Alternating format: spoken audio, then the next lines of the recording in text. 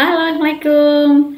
Jumpa lagi teman-teman. Dalam kesempatan kali ini kita akan belajar terkait dengan bagaimana mengevaluasi performance dari algoritma dalam machine learning. Nah, yang sangat famous ya konsep ini atau metode ini yaitu confusion matrix. Jadi dalam kesempatan kali ini kita akan membahas tentang confusion matrix. Kalau secara teori, confusion matrix ini adalah pengukuran performa untuk masalah klasifikasi machine learning, di mana keluaran dapat berupa dua kelas atau lebih. Jadi intinya confusion matrix ini tujuannya untuk bisa mengevaluasi kira-kira model dari machine learning yang kita bangun ini akurat atau tidak, atau mungkin bisa disebut baik atau tidak. Nah, baik tidaknya ini ada parameternya. Nah, parameter itu kita bisa mengukurnya menggunakan confusion matrix.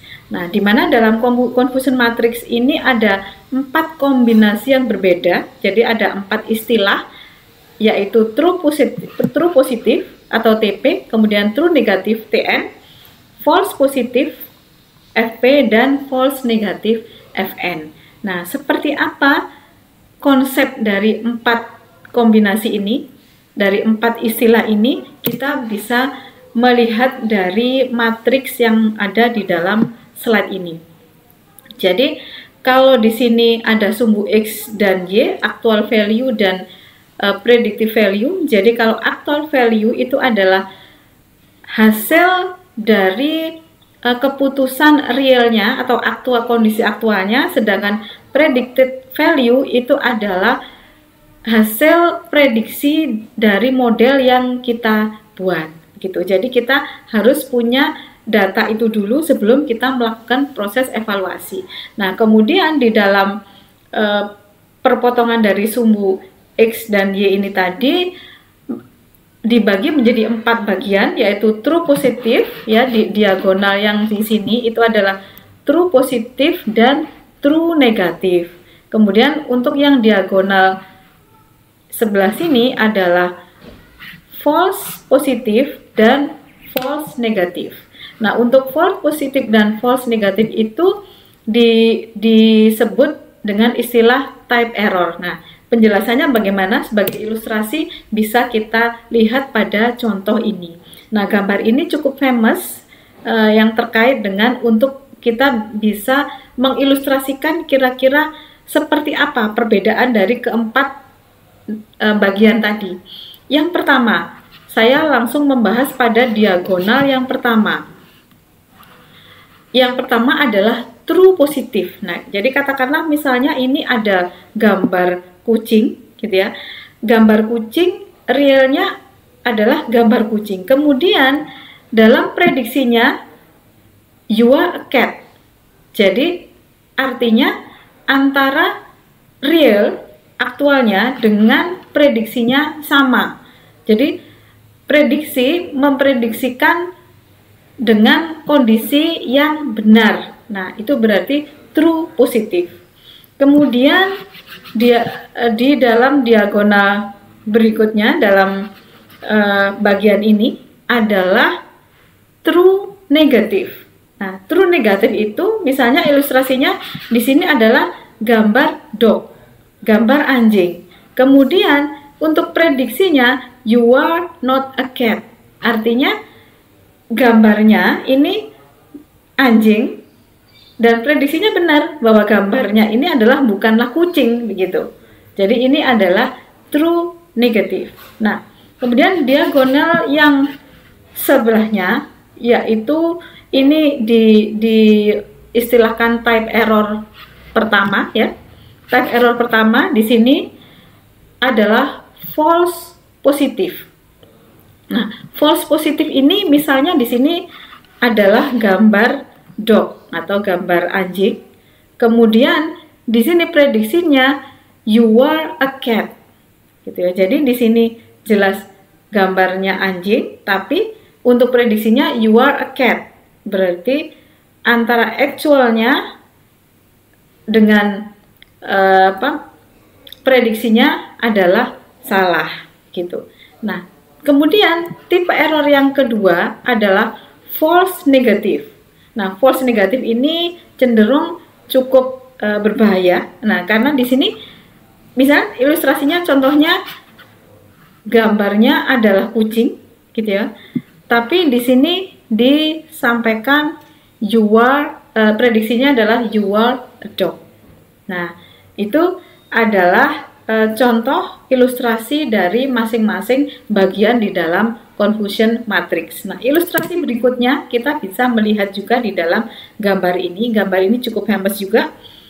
Nah, true positif, jadi misalnya ini katakanlah ingin memprediksi, jadi datanya ini adalah wanita diperiksa diperiksa oleh dokter, dugaannya adalah kehamilan, tentang kehamilan atau tidak. Nah, true positif itu di sini setelah diperiksa jadi keadaan wanita ini sedang hamil, kemudian actualnya adalah hamil atau pregnant, kemudian prediksinya adalah you are pregnant. Maka di sini adalah true positif. Jadi antara actual dengan prediksi itu sama. Nah, berikutnya adalah true negative. Nah, true negative yang diperiksa adalah seorang laki-laki. Kemudian tentunya faktanya kalau laki-laki tidak mungkin hamil. Nah, kemudian prediksinya benar. Prediksinya adalah you are not pregnant. Gitu. Jadi ini adalah antara fakta dengan prediksi itu sama-sama negatif. Artinya tidak sesuai dengan data yang diharapkan tadi, pregnant tadi. Nah, kemudian diagonal berikutnya untuk type error yang pertama false negative. Nah, false negative adalah you are not pregnant. Ya, you are not pregnant. Sementara di sini prediksinya di sini datanya adalah perempuan yang diperiksa, you are not pregnant. Nah, sementara untuk yang false positif di sini you are pregnant, padahal yang diperiksa adalah laki-laki. Jadi ini menyesatkan gitu ya. Jadi type error yang pertama ini untuk false positif ini kalau kita lihat di sini juga sama, hanya letaknya yang berbeda. Nah, sekarang kita langsung masuk pada kasus. Misalnya ada 10 data gitu ya. Kita sudah punya status prediksinya apa dan actualnya apa. Katakanlah dari 10 data ini seperti ini kondisi status prediksi dan ini adalah status actualnya. Nah, kemudian kita langkah selanjutnya adalah menghitung true positif, true negatif, false positif, dan false negatif. Caranya adalah seperti ini. Jadi untuk true positif ini melihat dari kasus di mana kunjungan diprediksi positif dan memang benar berkunjung. Dalam tabel 1 itu kita bisa melihat jika kasusnya jumlah kasus di mana kunjungan diprediksi positif sementara memang aktualnya benar positif atau benar berkunjung gitu ya, maka kita bisa melihat di dalam tabel 1 itu adalah ada 4 data yaitu 7, 8, 9, 10. Jadi ini kita bisa melihat di data 7, 8, 9, 10. Jadi prediksinya berkunjung ya, positif gitu ya. Kemudian aktualnya juga berkunjung. Begitu untuk true positif. Jadi jumlahnya ada 4. Kemudian untuk true negatif. True negatif itu kasus di mana kunjungan diprediksi negatif berarti tidak berkunjung dan memang benar atau tidak berkunjung. Jadi memang benar atau true tidak berkunjung. Nah, dalam kasus ini pada tabel 1 ada 3 data yaitu data 1, 2, dan 3. Ini kan. Jadi tidak berkunjung, jadi prediksinya tidak berkunjung dan aktualnya juga tidak berkunjung. Berarti true negatifnya ada 3. Lanjut untuk false positif. Nah, false positif itu menjumlahkan kasus di mana kunjungan itu diprediksi positif, ya. Kunjungan diprediksi positif, kemudian tetapi tidak benar atau false, artinya tidak berkunjung, ya. Dalam kasus pada tabel 1 adalah pada data yang ke-6. Jadi prediksinya berkunjung tapi aktualnya dia tidak berkunjung. Jadi datanya untuk true negatif hanya false positif hanya 1, yaitu pada data yang ke-6. Data yang ke-6. Nah, dan yang terakhir adalah false negatif, di mana menjumlahkan kasus di mana kunjungan diprediksi negatif, jadi diprediksi tidak berkunjung, tapi kenyataannya tidak benar, karena kenyataannya adalah berkunjung. Nah, dalam tabel 1 ada 2 data, yaitu data 4 dan data 5. Jadi prediksinya tidak berkunjung, tapi ternyata aktualnya berkunjung. Maka kita sekarang sudah punya masing-masing nilai dari 4 blok tadi, TP, TN, FP, dan FN. Nah, langkah ketiga adalah kita mencari mencari nilai performance. Tapi sebelumnya kita perlu menyampaikan dulu bahwa untuk memudahkan, ya, dalam mengenali confusion matrix itu begini. Jadi jika diawali dengan true, maka prediksinya benar, entah diprediksi terjadi atau tidak. Gitu, ya. Jadi kalau true itu seperti itu. Nah, dalam kasus pada tabel 1 tadi, entah diprediksi berkunjung atau tidak berkunjung, data sebenarnya adalah seperti itu, gitu. Nah, jika diawali dengan false, maka menyatakan prediksinya salah. Dan positif negatif merupakan hasil prediksi dari program, hasil prediksi dari model. Nah, sekarang kita masuk ke langkah ketiga. Nah, setelah kita mendapatkan data-data dari TPTN FPFN tadi, maka kita lanjut ke mengevaluasi untuk bisa tahu apakah model itu baik atau tidak. Nah, ini ada parameternya. Yang pertama, untuk dinyatakan bahwa model itu baik jika akurasinya tinggi, gitu, ya. Nah, akurasi itu merupakan rasio prediksi benar, positif dan negatif dengan keseluruhan data. Jadi rasio itu. Nah, akurasi itu. Nah, dari akurasi seharusnya menjawab pertanyaan tentang berapa persenkah data yang benar diprediksi berkunjung dan tidak berkunjung dari keseluruhan data. Nah, ini adalah akurasi. Rumusnya adalah ini, TP plus TN dibagi TP plus FP plus FN plus TN. Gitu. Nah, pada contoh kasus di atas, ya, kita sudah menghasilkan TP, TN, FP, FN dengan angka sedemikian. Maka kita langsung bisa meletakkan angka-angka tersebut sesuai dengan rumus, ya. Jadi di sini sehingga akurasinya adalah 70%.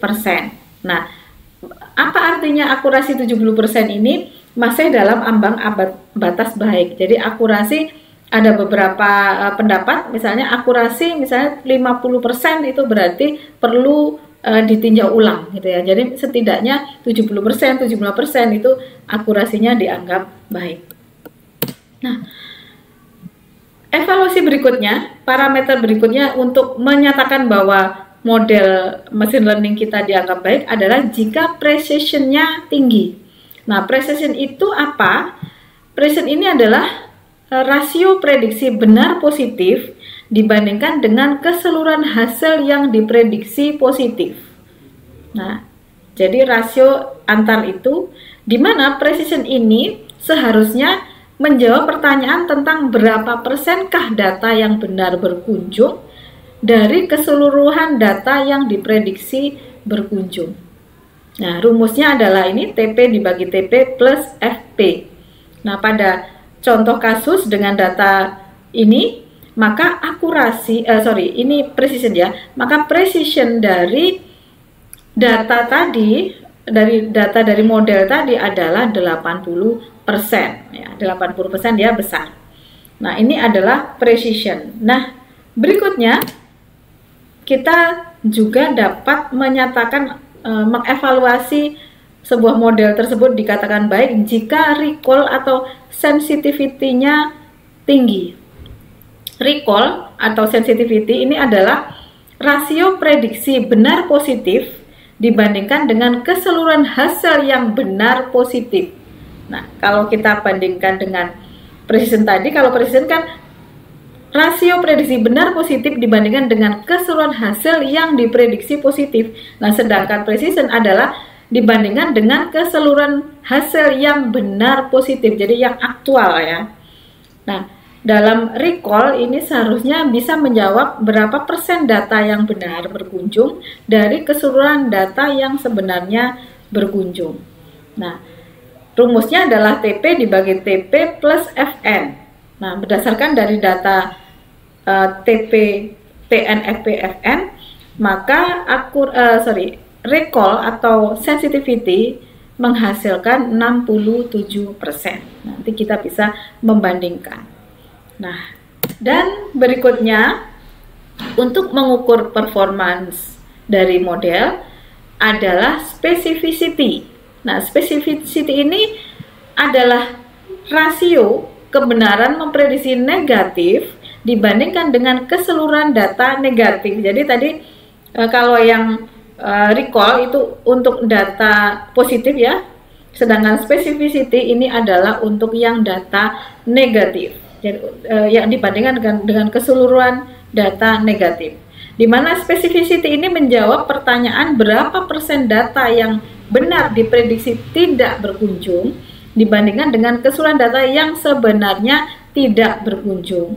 Nah, di sini rumusnya adalah TN dibagi TN plus FP, sehingga specificity di dalam kasus ini adalah 75%. Nah, yang terakhir untuk mengukur parameter untuk mengukur atau mengevaluasi model adalah F1 score, di mana F1 score ini merupakan perbandingan rata-rata presisi dan recall yang dibobotkan dengan rumus demikian. Jadi 2 kali recall kali precision dibagi recall plus precision.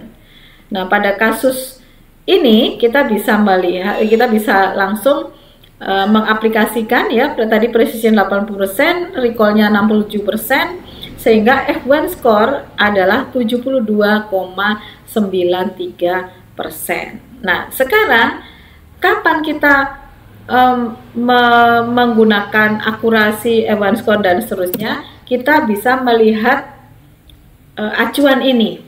Jadi kita memilih algoritma yang memiliki akurasi tinggi. Jadi misalnya dalam model itu kita mengevaluasi semua akurasi, precision, recall, F1 score, sensitivity kita evaluasi semua. Kemudian ini mau menggunakan yang mana gitu. Nah, ini adalah acuannya. Jadi pilihlah algoritma yang memiliki akurasi tinggi jika dataset kita memiliki jumlah data false negatif dan false positif yang sangat mendekati. Contohnya pada tabel 1. Tabel 1 tadi kan FP-nya 2, FN-nya 1, artinya ini mendekati.